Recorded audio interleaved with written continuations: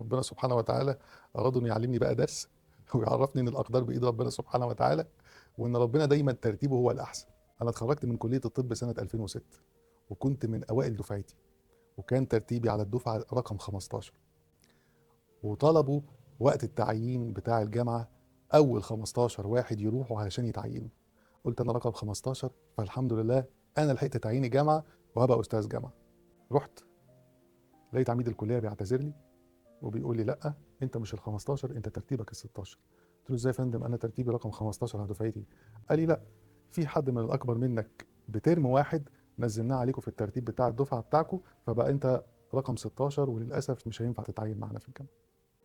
في الوقت ده أنا زعلت جدًا وروّحت زعلان جدًا، وحسيت إن سبحان الله الترتيبات كلها باظت. تشاء الأقدار بقى إن بعد 6 شهور يتصل بيّا مكتب عميد الكلية: تعالَ اتفضل، في 4 وظايف فاضيين ممكن حضرتك تيجي تختار واحدة فيهم. رُحت تاني يوم فعلًا مكتب عميد الكلية، لقيت إن في 4 وظايف فاضية. أنا في الوقت ده ما كنتش أحلم إن أنا آخد وظيفة فيهم. قالوا لي إن في ناس من دفعتك استقالوا وإحنا محتاجين ناس في الأماكن دي.